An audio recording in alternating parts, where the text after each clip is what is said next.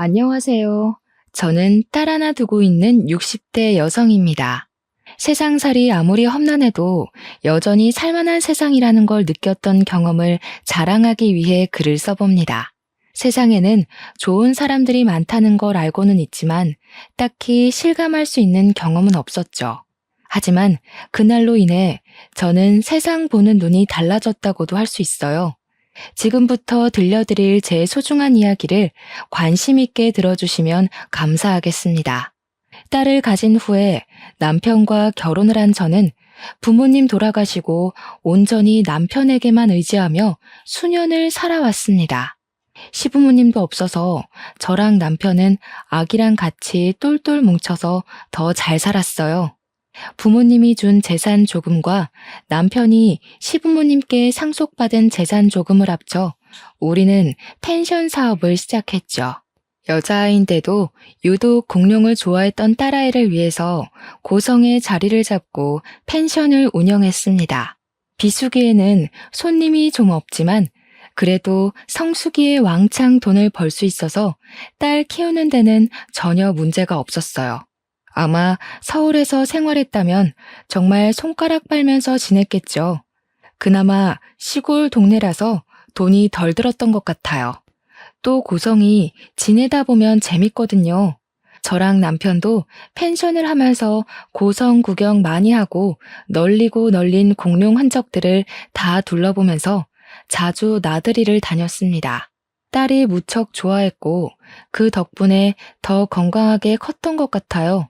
그리고 저희는 성수기 땐 휴가를 못 내니까 비수기 시작되면 타 지역에 가서 제대로 여행을 하고 왔거든요.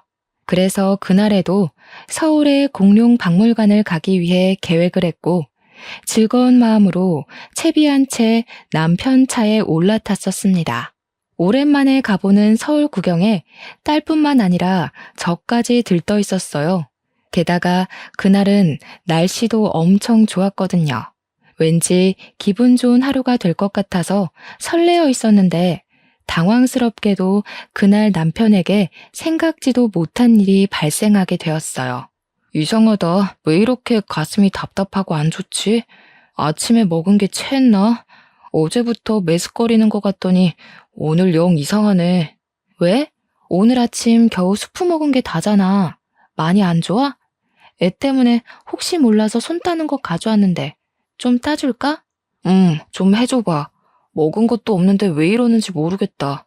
아침부터 낌새가 이상하긴 했는데 차 타니까 더 욱신거리네. 남편이 운전을 하면서 중간중간 계속 가슴을 쿵쿵 때렸습니다. 체한 것 같다고 하길래 제가 고속도로 달리는 동안엔 한쪽 손을 주물러줬고 엄지손가락만 따줬어요. 가슴을 쿵쿵 때릴 정도로 남편이 불편함을 호소하는 건 처음 봤기에 저도 남편 상태가 굉장히 걱정되던 차였어요. 손을 따고도 소화되는 지압을 계속해줬는데 아무래도 남편은 안 되겠나 보더라고요. 단단히 체했다고 느낀 건지 그냥 중간에 휴게소를 들려서 소화제라도 사 먹어야겠다고 했습니다. 남편 안색이 많이 불편한 것 같아서 저도 그러는 게 좋을 것 같았어요. 몸이 안 좋은데 멀미까지 겹친 것일 수도 있으니 딸아이랑 같이 바람 쐴 겸 쉬는 게 좋겠다고 생각했습니다. 다행히도 휴게소는 그리 멀지 않아서 금방 차를 세울 수 있었어요. 남편은 내리자마자 휴게소 매점으로 향했고 저는 딸이 화장실 가고 싶다고 해서 남편한테 먼저 차에 가 있으라고 한 뒤 화장실을 다녀왔습니다. 그렇게 화장실을 갔다 올 때까지만 해도 제 앞에 닥칠 운명을 까맣게 모르고 있었어요.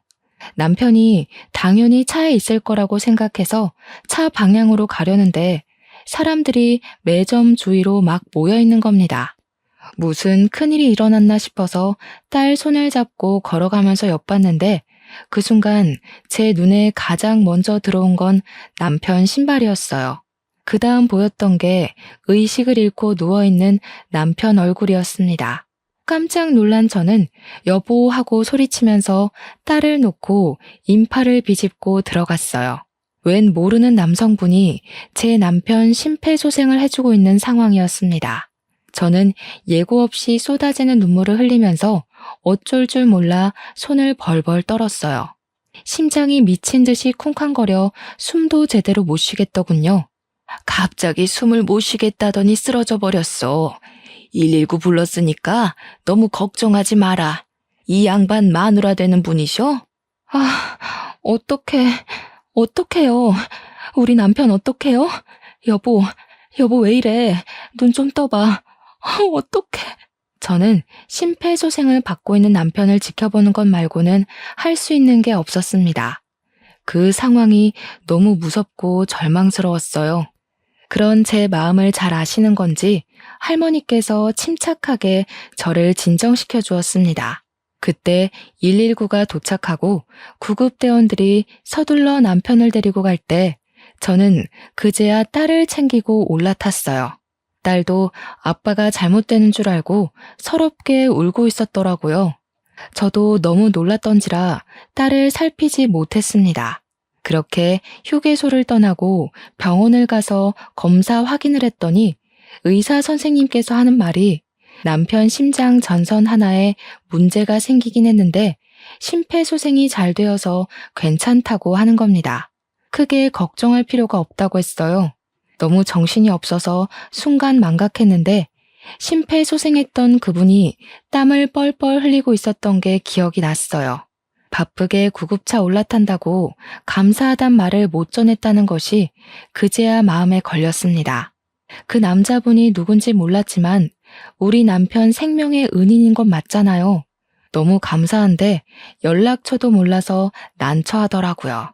꼭 감사했다고 말씀드리고 싶은데 그땐 머릿속에 남편밖에 없었기에 어떻게 만나서 감사 인사를 전해야 할지 막막했습니다.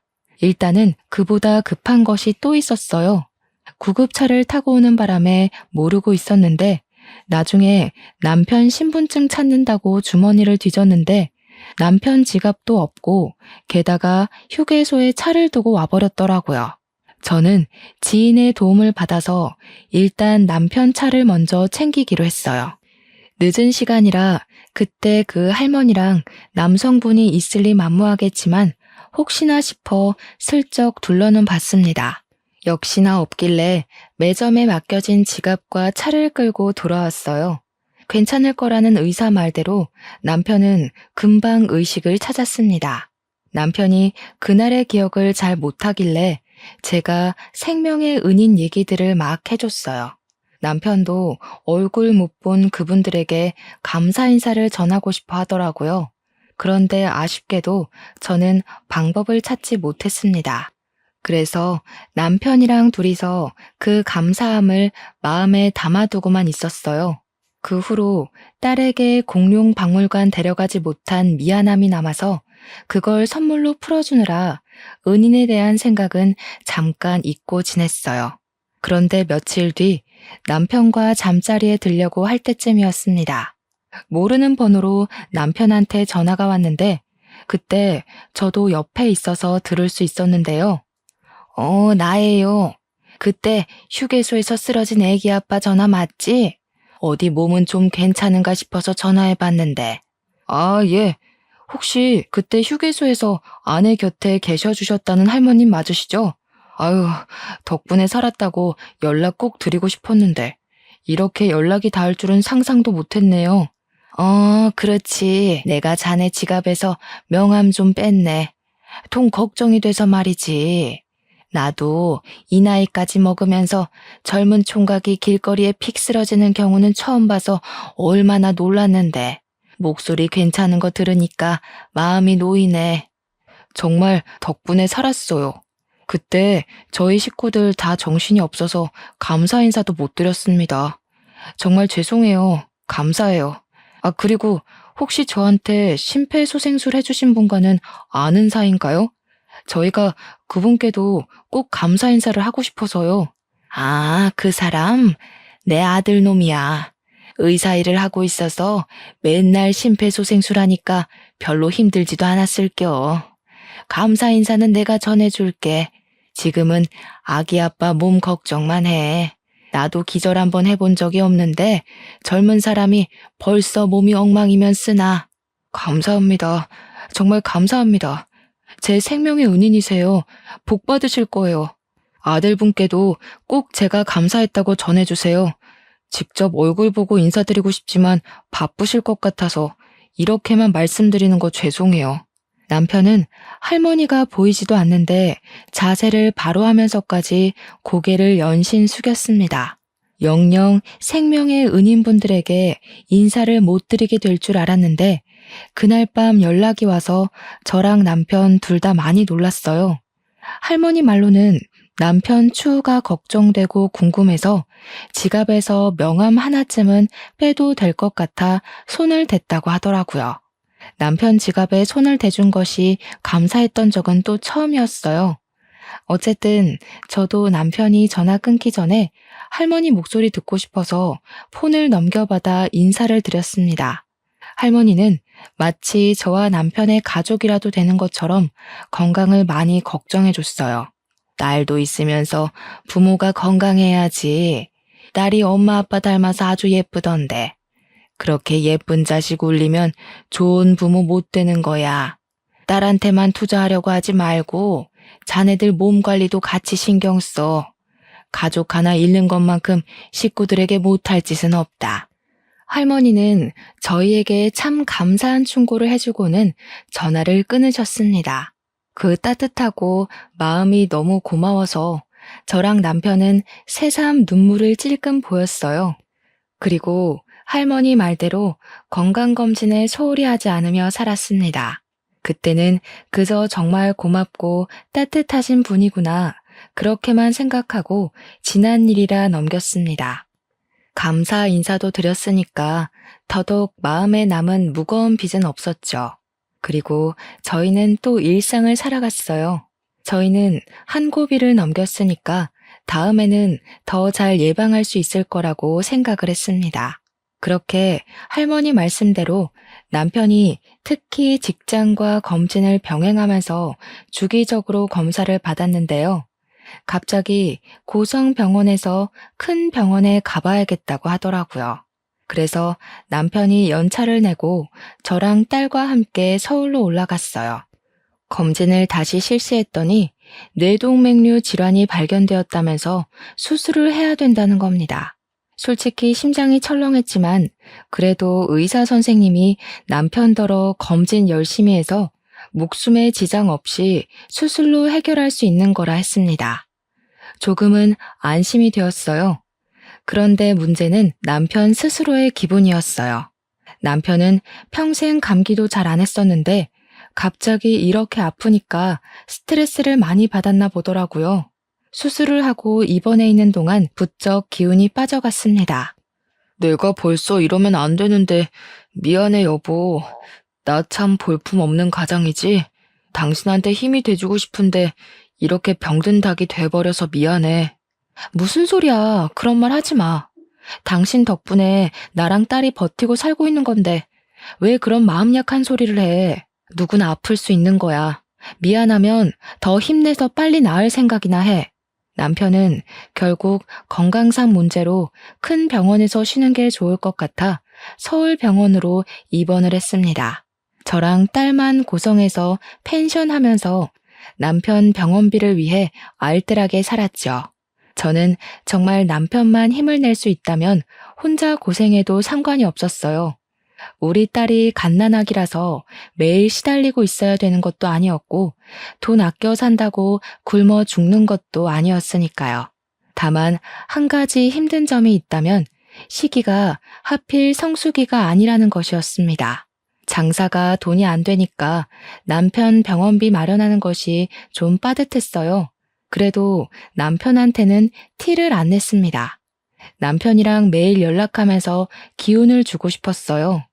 그런데 아무래도 남편이 아픈 데다가 혼자 있다 보니까 심리적으로 많이 우울한가 보더라고요. 공황장애 비슷한 걸 겪고 있다는 소식을 뒤늦게 알았습니다. 큰 병원이라서 정신과까지 동원이 되어 남편이 약을 먹고 있다고 하네요. 병원비 많이 들어도 괜찮으니까 필요한 치료 있으면 뭐든 다 하겠다고 해. 우리 딸 생각하면서 건강만 회복해줘. 할머니께서 그랬잖아. 애한테 부모가 없으면 그것만큼 큰 나쁜 부모는 없다고. 무슨 말인지 알지? 그렇지. 가장으로서 참 면목이 없다. 내가 어떻게든 우리 가족 책임질게. 당신이 조금만 애써서 우리 딸 좀 잘 봐주고 있어. 당연하지. 당신이야말로 우리 걱정하지 말고 기운내. 돈 걱정은 진짜 안 해도 되니까 마음 놓고. 당신이 지금 가장으로서 노력해줘야 되는 건 힘내서 치료하는 것뿐이야. 남편은 저랑 전화를 할 때만 기운 있는 목소리를 내었습니다. 그런데 저만이 남편의 기분을 눈치챌 수 있었어요. 남편은 갈수록 더 울적해지고 있었습니다. 그게 걱정되어서 결국 저는 하루 날을 잡고 오랜만에 남편에게 가보기로 했어요. 그렇게 딸이랑 같이 서울로 올라갔다가 뜻밖의 소식을 접하게 되었습니다. 병원에서 말하길 남편이 이미 한 달 전에 퇴원을 했다는 겁니다. 분명 남편과 일주일 전에 통화를 했거든요. 남편 깜짝 놀래주려고 몰래 와서 연락도 안 했었는데 그제야 저는 남편에게 미친 듯이 전화를 했어요. 그런데 연락이 닿질 않더군요. 그건 아주 잠깐의 문제가 아니었습니다. 남편은 그대로 밑도 끝도 없이 잠적을 해버렸어요. 저희는 서울에 집이 없으니까 남편을 찾기 위해 서울에 계속 머물고 있을 수도 없는 상황이었습니다. 결국 저는 경찰에 실종 신고만 해놓고 고성에 내려가 딸이랑 연락을 기다릴 수밖에 없었어요. 그러나 절망스럽게도 시간만 흘렀어요. 남편에게도 경찰에게도 연락이 올 기미가 없었죠. 혹시 남편이 어디 길 가다가 또 쓰러진 건 아닌가 싶어서 저는 하루가 멀다 하고 밤잠을 설쳐야 했습니다. 남들 다 일상을 사는데 제 시간만 남편이 사라진 그때로 멈춰있는 기분이었어요. 경찰에 독촉도 해봤지만 성과는 여전했습니다. 그렇게 세월이 흘러 제 딸이 어느덧 결혼할 나이가 되어버렸어요. 그때까지도 남편은 저희 곁에 무소식만 남겨주고 있었죠.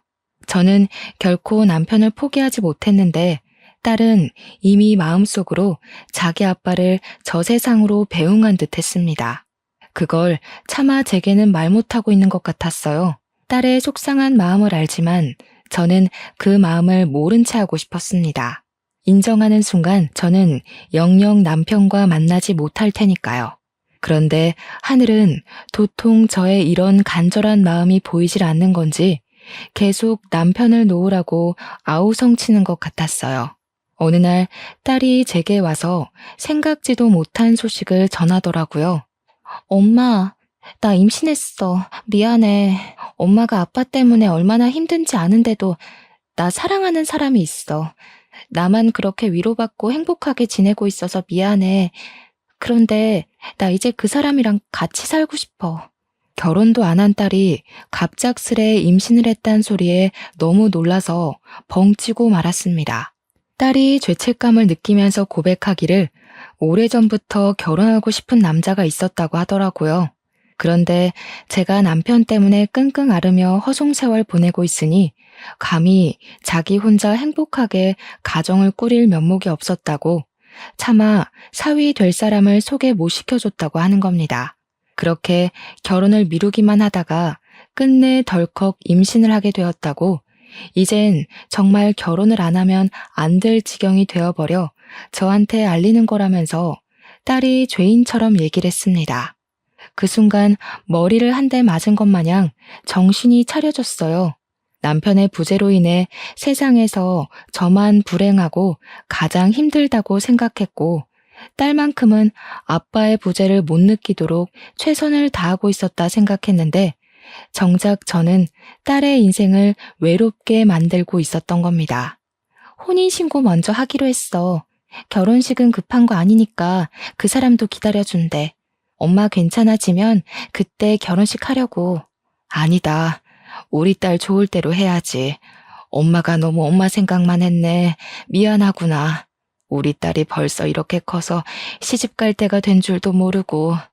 그래서 남자 쪽은 뭐 하는 집안이야? 믿을 만한 사람인 거야? 응, 병원 하신대. 엄마만 괜찮다고 하면 그 사람 소개해 줄 수도 있어. 이번 주에 집에 데려올까? 잠깐만. 뭐 병원? 그럼 잘 사는 사람들일 거 아니야. 그런 집에서 우리 집안이랑 사돈을 맺겠다 했다고? 우리 뭐 하는 집인지 말해줬어? 당연하지. 내가 아버님, 어머님 다 만나봤었는데 정말 좋으신 분이야. 형편 때문에 사람 판단하는 그런 분들 절대 아니셔. 봉사도 많이 하시고 이미 우리 아빠가 수십 년째 나타나지 않는다는 것도 알고 계셔. 다 이해해 주신다고. 아유, 안 된다. 그런 사람들이 봉사를 해봤자지. 다 인터넷에 올라오고 병원 이미지 좋게 만들려고 그런 거라고.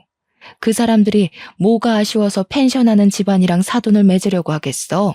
딸, 이 결혼 다시 생각해보면 안 될까? 그래도 엄마는 수준이 맞는 집안이랑 했으면 좋겠는데. 그런 사람들 아니라니까. 엄마는 아빠 살려준 분들이 의사라면서 어떻게 의사를 그렇게 생각해? 그리고 어머님, 아버님은 힘든 사람들 병원비 안 받고 진료도 봐주고 수술도 해준대. 엄마도 딱 만나보면 느낄 거야. 큰 병원 아니고 서울 변두리에서 하는 동네 병원이거든. 동네 병원이든 대학병원이든 다 같은 의사라고 생각했습니다. 아무리 이미지 좋은 의사라도 식구가 되면 얼굴색 달라지는 의사들. 뉴스에서 수도 없이 봤었어요. 아빠가 없는 애를 왜 굳이 병원 집안에서 결혼을 하려고 하는지 이해가 안 되더라고요. 저는 혹시나 딸이 결혼하고 나서 시댁에 잡혀 살까봐 그게 가장 큰 걱정이 되었습니다. 이제 저한테 가족은 딸밖에 없다고 해도 무방한데 그 유일한 딸까지 내가 지키지 못하는 꼴이 될까봐도 걱정을 했어요. 하지만 어쩌겠어요. 딸은 이미 임신을 해버렸고 저를 위해서 몇 년을 참고 기다렸다는데요. 일단 엄청나게 큰 병원이 아니라 그냥 동네 외과 정도라니까 한 발 양보해서 결혼을 허락해 주었습니다. 그리고 그날 밤 저는 결국 남편의 사망을 받아들여야 했고 딸을 위해서라도 남편을 놓아주어야 했어요. 남편이 보고 싶어서 정말 많이 울면서도 우리 가족 책임진다고 해놓고 사라져버린 남편이 원망스럽기도 했습니다. 딸이 상견례 날짜를 잡았다고 말해주고 난 후 저는 그때까지라도 마음을 추스르려고 노력 많이 했습니다. 그렇게 저의 감정 절반을 포기하며 지내던 어느 날이었어요. 모르는 번호로 연락이 온 겁니다. 딸에게 줄 몸보신 요리를 하던 중에 받았는데 그 안에서 들려오는 목소리는 저를 주저앉게 만들었어요. 발신자는 다름 아닌 남편이 휴게소에서 처음 병원 증세가 왔을 때 남편을 살려주신 할머니였습니다. 휴게소 때로부터 무려 14년이 지난 날에 온 연락이었어요. 내가 죽기 전에는 그 양반 잘 살고 있는지 알고 죽어야 쓰겄다. 요즘은 어떻게 지내고 있어? 아기 엄마도 잘 지내고 있는 거야? 조그맣던 딸내미도 많이 컸겠네. 할머님께서 어떻게 제 번호까지? 할머님은 건강하게 잘 지내고 계세요? 저희가 먼저 연락을 드릴 걸 그랬어요. 아직까지도 저희 생각해 주시는 줄은 몰랐네요. 너무 감사드려요.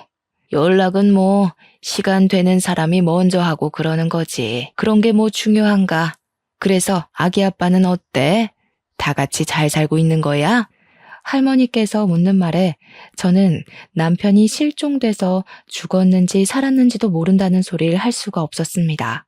이렇게 시간이 흘렀는데도 할머니께서 저희 안위를 걱정해 주시는 거면 솔직하게 남편 소식을 말했을 때 왠지 할머니가 마음 편히 못 지낼 수도 있을 것 같다는 생각이 들었거든요.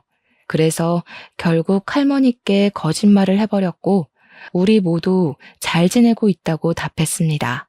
할머니를 위해서 그게 저만의 최선이라고 생각했어요. 저는 우리 집안 신경 쓰지 마시고 할머니 건강 걱정하면서 지내길 바랬죠. 할머니를 생각해서 겨우 울음 삼켜가며 말을 했는데 정작 할머니는 대답이 없었습니다. 그러다 갑자기 한숨을 푹 쉬면서 저를 향해 혀를 끌끌 차셨는데요. 가여워서 어쩌나. 아무래도 내가 가만히 있으면 안 될 문제 같네. 내가 이번 주에는 중요한 약속이 있어. 그 일 끝나면 다시 연락할 테니까 기다려라. 뜬금없는 말이라고 생각했습니다. 제가 대답도 못 드렸는데 할머니는 그렇게만 말하고 전화를 끊어버렸어요. 할머니의 말이 의아했지만 그보다 겨우 마음 정리했던 남편을 다시 떠올린 셈이라서 가슴이 무너질 만큼 슬픈 기분을 또 느꼈습니다. 시간을 어떻게 흘려보냈는지 모르게 딸 상견례 날이 다가왔어요. 그래도 딸 상견례에선 울상으로 있을 수 없어서 딸과 함께 미용실에서 메이크업과 헤어까지 받고 상견례 자리에 갔습니다. 저랑 딸이 먼저 도착했고 한 2분 뒤에 사돈될 사람들이 우르르 들어오는데 그때 저는 앉은 자리에서 벌떡 일어날 수밖에 없었어요. 휠체어에 실려서 들어오는 할머니가 있었는데 얼굴 보자마자 14년 전 우리 남편을 살려주고 제 곁을 지켜준 은인이라는 게 바로 생각이 났습니다. 너무 놀라서 저는 바로 할머니를 아는 체 했어요. 그러자 할머님이 저를 가만히 보다가 박수를 짝 치더라고요. 어머나, 이게 누구야? 아기 엄마가 어떻게 여길 다 왔어? 설마 우리 집 손자 며느리 될 사람 엄마인 거야? 가만히 있어봐. 그럼 손자 며느리가 그때 그 꼬마애? 네, 맞아요. 제 딸이에요. 아니, 어떻게 이럴 수가 있대요? 그럼 할머니께서 제 사돈 식구란 말씀이세요? 사돈네 사람들은 제가 할머니와 아는 사이니까 굉장히 놀라워했습니다. 할머니와 저 또한 서로를 바라보면서도 너무 신기해서 입만 틀어막고 있었어요. 그러자 안사돈이 할머니에게 우리 아는 사이였냐고 묻더라고요. 그럼 당연히 알지. 내가 이 집안 사람들 때문에 한 번도 아니고 2번이나 놀라고 있는데, 아니 이제 3번째인가? 할머니의 말씀을 저도 몰라 듣고 있었는데 할머니는 우리 관계를 모르는 이들을 위해서 일단 14년 전 그날의 얘기를 먼저 하였습니다. 그러자 안사돈이 어머 하면서 갑자기 저와 할머니 사이의 이야기를 아는 체 하더라고요. 그때 안사돈 하는 말에서 저는 할머니가 왜 우리 집 때문에 2번째, 3번째 놀란다는 소리를 했는지 알게 되었어요. 어머님, 혹시 그분 말씀하시는 거세요? 아버님 병원에서 지내는 분이요? 그래. 아이고, 이렇게 만날 인연이었으면 내가 진작에 그 양반한테 알려줬을 텐데. 그 양반 아무것도 모르고 또 가족 사진만 들여다보고 있을 거야, 둔치처럼. 할머니가 말하는 사람을 안사돈도 알고 바깥사돈도 알고 사위까지 알고 있었어요. 저랑 딸만 당장 무슨 소린지 못 알아듣고 있는 그때 할머님이 저를 휠체어 가까이로 오라고 손짓하셨습니다. 그리곤 제 2손을 꼭 붙잡아 주셨어요. 이 가여운 거사, 식구들이 어쩜 다 그렇게 착해 빠졌어. 네 속 썩어가는데 내 속 다를까봐 거짓말을 했던 거야? 네 서방되는 놈을 내가 데리고 있는데 잘 살고 있기는 무슨. 네? 그게 무슨 소리세요? 제 남편 말씀하시는 거예요? 지금 제 남편이랑 같이 있다는 거예요? 할머니가 제 손을 쓰다듬으면서 말해주는 내용은 그간 남편의 실종 행적을 알 수 있을 만큼 상세했습니다. 남편은 제게 마지막 전화를 하기 전 이미 퇴원 수속을 밟은 상태였다고 했잖아요. 그게 일자리를 구하려고 했던 거랍니다. 거액의 병원비를 저 혼자 감당하고 있는 게 미안했던 것 같아요. 그렇게 무작정 퇴원해버린 남편은 일자리를 알아본다고 경비직 같은 걸 구했는데 그게 놀랍게도 바깥사돈 병원의 경비직 자리였다고 했어요. 바깥사돈 병원은 동네에 있더라도 3층짜리 단독 건물이었던지라 주차장과 경비를 관리해줄 담당이 필요한 규모라고 하더군요. 그런데 그 일을 하다가 남편이 그만 또 병이 도져서 쓰러졌다고 하는 겁니다. 집안이 하는 병원이니 할머니가 마침 병원을 들렸다가 남편을 발견해서 또 조치를 취했다고 해요. 다행히 병원에서 쓰러진 거라 응급처치는 빨랐다고 하더라고요. 그러나 무리한 탓 때문인지 남편은 반신이 마비가 된 상태로 의식을 찾았다고 했습니다. 할머니가 남편을 알아보고서 아주 혼쭐을 내며 가족들에게 연락하라고 했는데 남편이 그걸 거절했다네요. 그렇잖아도 병원비 많이 드는 이 몸뚱어리를 이 꼴까지 만들었는데 그런 모습을 절대 가족들에게 보일 수 없다고 했답니다. 남편 고집을 꺾지 못한 할머니도 어쩔 수 없이 10년 넘게 연락 못 주고 있었다고 했어요. 그래도 할머니는 중간중간 그게 가족한테는 도리가 아니라고 잔소리를 했으나 남편이 울면서 부탁하는 바람에 매번 제게 따로 연락을 하는 걸 포기했다고도 했습니다. 남편은 그렇게 긴 세월 자신을 숨길 동안 죽어라 재활을 받으며 노력하는 덕에 한쪽 다리는 신경이 돌아온 상태라고 하더군요. 완전히 정상이 되면 당당한 가장으로 가족 앞에 나설 거라는 남편의 말에 할머니는 아무래도 시간이 너무 많이 소요되는 것 같아서 할머니 또한 마음이 안 좋았대요. 마치 저희 가족에게 대신 죄를 짓고 있는 기분을 느꼈다고 하더라고요. 그래서 결국 남편 폰을 뒤져 제 연락처를 알아냈고 그날 저한테 전화한 거라고 합니다. 그 사실에 제 딸도 놀라고 저도 놀라서 할머니 앞에 주저앉았어요. 그러자 안사돈이 저를 부축해주면서 다독여 주었습니다. 그분 되게 좋으신 분이던데 가족분들 아프게 그냥 둔 것 보면 조금 야속하기도 했네요. 이렇게라도 만날 수 있어서 얼마나 다행인 기회인지 몰라요. 아휴, 세상에 너무 감사합니다. 저는 제 남편이 죽은 줄로만 알고 어떻게 살아야 할지 막막했는데 저희 남편 살려주셔서 너무 감사해요. 저는 그저 그들에게 고맙다고 인사를 하면서 화장이 번질 만큼 눈물을 보였습니다. 게다가 바깥사돈 되는 분은 우리 남편을 심폐소생으로 살려준 분이잖아요. 얼굴 보고 인사드리는 건 처음이었는데 다리에 힘이 없었던지라 저는 무릎을 꿇은 채로 바깥사돈에게 감사하다고 고개를 숙였어요. 다들 저더러 당연히 해야 할 일을 했을 뿐이라며 대신 위로해 주었습니다. 이 상황이 그저 너무 감사했는데 일단 저는 당장이라도 남편을 찾아가고 싶었어요. 하지만 저희는 상견례를 위해서 모인 사람들이라서 마음을 추스리고 자리에 앉아 그제야 사돈으로서 인사를 나눴습니다. 여기서 이럴 게 아니라 우리 인사 나눠야 될 사람이 한 분 더 있잖아요. 그래도 애들 상견례인데 우리 아들 장인어른 되는 분과도 한자리에서 인사 나누는 게 맞지 않겠어요? 이만 정리하고 저희 병원으로 2차 갑시다.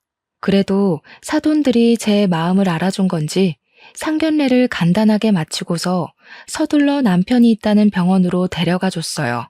바깥 사돈이 태워줘서 저랑 딸이랑 바깥 사돈이랑 사위가 같이 움직였고 안사돈 차로 할머니랑 둘이 따로 왔습니다. 그렇게 찾아간 병실 문 앞에는 정말 제 남편의 이름이 적혀 있었어요. 그걸 보자마자 저는 벌써 눈물이 터졌습니다. 심장이 미친 듯이 뛰어 다리가 후들거렸어요. 딸과 사위의 부축을 받으면서 그렇게 병실로 들어갔는데 남편이 창가에 화분을 정리하며 목발을 짚고 있더라고요. 보자마자 여보 하고 불렀습니다. 남편이 저를 돌아보는데 14년 만에 보는 남편의 모습에 허둥대면서 뛰어갔어요. 그리곤 남편을 붙잡고 여기저기 살펴보면서 오열을 했습니다.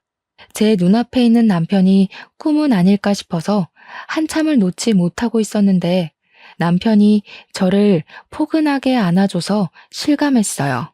남편은 저랑 딸이 찾아온다는 걸 할머니한테 좀 전에 연락받은 듯 했습니다. 너무 오래 기다리게 했지. 미안해. 내 욕심 때문에 자꾸 시간만 미루다 보니까 당신이랑 딸만 아프게 만들었다. 우리 딸 저렇게 예쁘게 키우느라 얼마나 고생했어. 남편은 애써 웃으면서 저랑 딸한테 사과를 했어요. 그러면서 뒤이어 덧붙이는 말이 가족을 이렇게 직접 보니까 힘이 나고 좋은데 그놈의 책임감 때문에 차마 저랑 딸 앞에 못 나타났던 것이 이제야 후회스럽다고 하더라고요. 다시 돌아보니까 그건 책임감이 아니라 도망이었을 뿐이었다는 걸 깨달았다네요. 남편의 사과 따위 저는 다 필요 없었습니다.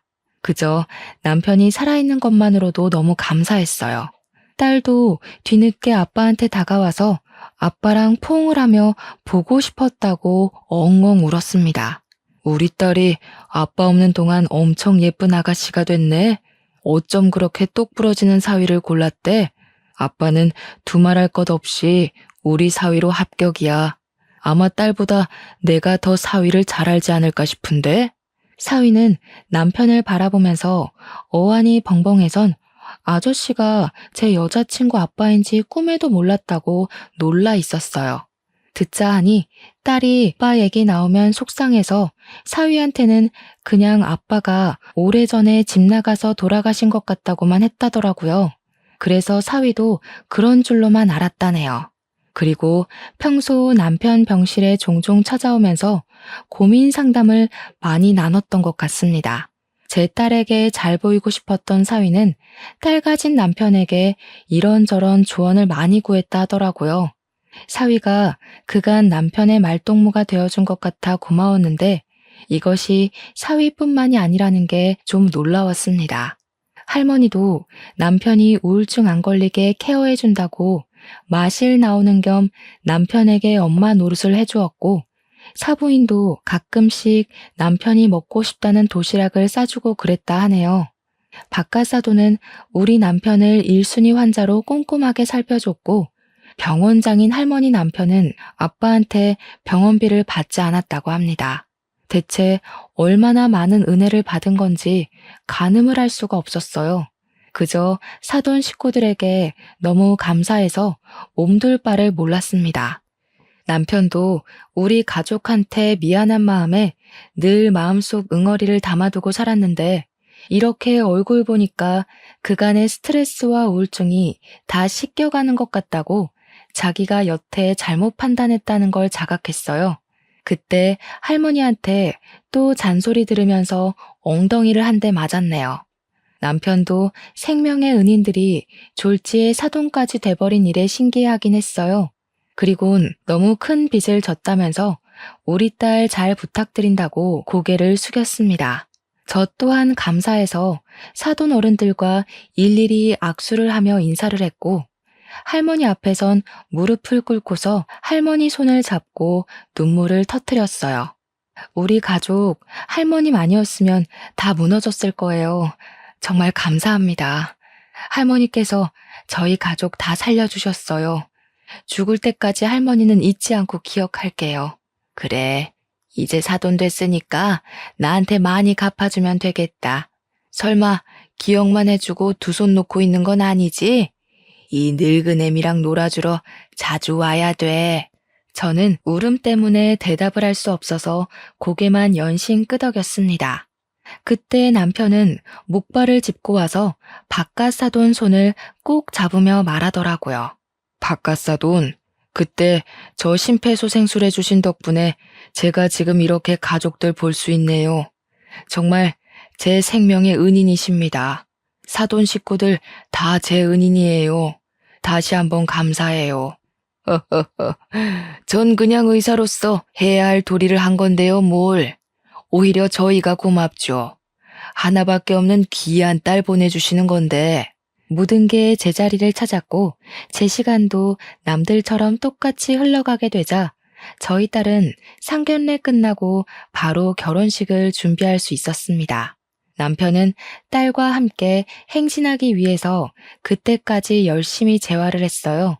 사돈네 집안은 동네에 있는 작은 외과도 있었지만 알고 보니 서울에도 아주 크게 병원 하나가 더 있더라고요. 박가사돈이 주로 남편 입원해 있는 동네 병원에 장을 맡고 있고 할머니 남편 되시는 분이 서울 큰 병원에 장으로 있다고 했습니다. 우리 남편한테 돈 받지 말라고 하신 분이 생각보다 더 대단한 분이라서 얼마나 깜짝 놀랐는지 몰라요. 그분들은 무료 진료라고 우리 남편을 소홀히 봐주시는 것도 아니었어요.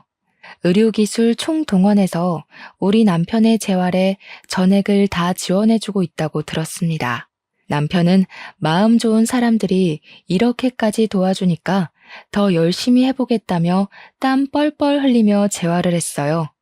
가족이 나타나자 더 힘을 얻은 남편은 끝내 행진 때 목발 하나에만 유지한 채 그 기다란 버진대로를 딸과 함께 걷는 걸 성공했습니다. 원래는 몇 걸음 걷지 못하고 금방 휠체어에 앉는다고 하더라고요. 그런데 결혼식 끝나는 내내 준비하고 있던 휠체어는 쓸모가 없었을 만큼 남편은 목발로도 잘 걸어 다녔어요. 저희 모두가 한마음 한뜻으로 기뻐서 눈물을 흘렸었습니다. 딸과 사위의 결혼식은 그렇게 우리 모두에게 의미 있는 날이 되었어요. 그리고 딸과 사위가 신혼여행 다녀온 뒤 머지않아 출산을 했습니다. 딸이 낳은 아이는 딸과 사위를 야무지게 닮은 예쁜 손녀였는데 온 가족들의 사랑을 크게 받고 크는 중이에요. 특히 할머니께서 증손녀를 한번 안으면 놓을 줄을 몰랐어요. 손녀도 할머니를 제일 좋아했을 만큼 둘이 친했습니다. 우리 손녀가 잘 클 때까지 할머니께서도 만수무강하시면 좋겠는데 아무래도 할머니는 연세가 있어서 결국 무리가 찾아오고 말았는데요.